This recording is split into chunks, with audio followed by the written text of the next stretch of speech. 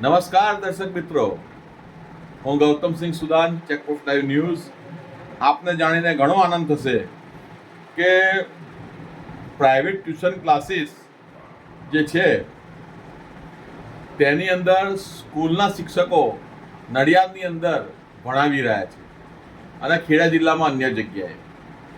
તો એ ગેરકાયદેસર છે અને આ બાબતે યોગ્ય કાર્યવાહી થાય તેવું જિલ્લા શિક્ષણ અધિકારી, તાલુકા શિક્ષણ અધિકારી અને જિલ્લા પંચાયતના અન્ય પ્રાથમિકવાળા, પ્રાઇમરીવાળા તમામ જવાબદાર અધિકારીઓએ આ બાબતે સંજ્ઞાન લઈને કાર્યવાહી કરશું જોઈએ. કારણ કે અમે મીડિયા તરફથી તો અમે પોતાની રીતે ઇન્વેસ્ટિગેશન ચાલુ જ છે. તમને તમામ પુરાવા સાથે આપને તમામ માહિતી પૂરી પાડીશું. પણ એ પહેલાં તમે પોતે ઇન્વેસ્ટિગેશન કરી અને તમારો ઓફિસનો રિપોર્ટ તૈયાર કરી રાખજો. પછી એવું ના થાય કે અમે તમને કહીએ અને તમે એવું કહો કે અમને ખબર નથી.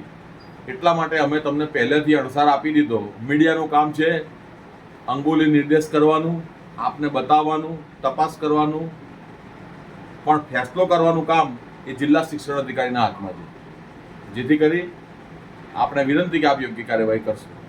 અને ટ્યુશન ક્લાસીસમાં આવતા જે બાળકો છે એ બાળકો જે એક્ટિવા લઈને અને બુલેટ લઈને આ બધું લઈને આવે છે એ બાબતે પણ ટ્યુશન ક્લાસીસ જવાબદાર છે. કારણ કે એમના પાર્કિંગ એરિયામાં એ લોકો એક્ટિવા અને 18 વર્ષથી નીચેના છોકરીઓ એ જે એક્ટિવા કે બુલેટ કે જે પાર્ક કરતા હોય તો એ જે લઈને આવે છે એમને ટ્યુશનમાં, તો એ વખતે ટ્યુશન ક્લાસીસના સંચાલકો શા માટે એ બાળકોને રોકતા નથી કે તમે આ એક્ટિવા કે બુલેટ કે આ બધું લઈને આવશો નહીં?